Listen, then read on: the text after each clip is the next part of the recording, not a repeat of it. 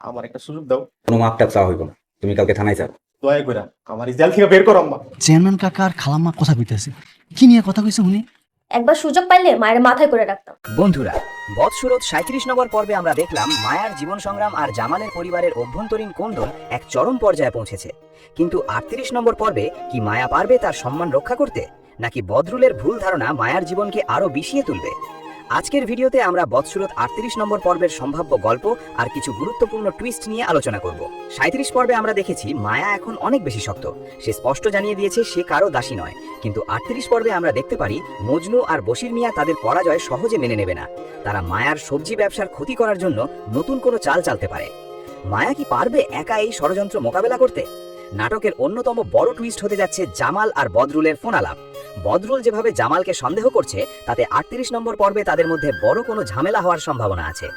জামাল কি পারবে বদরুলকে বোঝাতে যে সে মায়ার কোনো ক্ষতি করছে না, নাকি জামালের অতি উৎসাহী সাহায্য মায়ার সংসার ভাঙার কারণ হবে?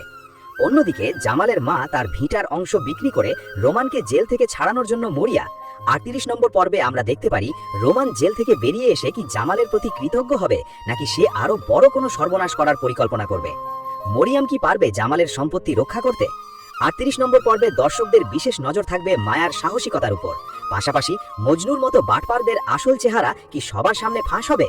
আর চেয়ারম্যান কাকার রহস্যময় আচরণের পেছনেই বা কি লুকিয়ে আছে? আপনার কি মনে হয়, মায়ার কি উচিত জামালের সাহায্য নেওয়া, নাকি সে একাই সব সামলে নেবে? কমেন্ট করে আমাদের জানান। আর বৎসুরত নাটকের নিয়মিত আপডেট পেতে আমাদের চ্যানেলটি সাবস্ক্রাইব করে বেল আইকনটি চেপে রাখুন। দেখা হচ্ছে পরের ভিডিওতে। আল্লাহ হাফেজ।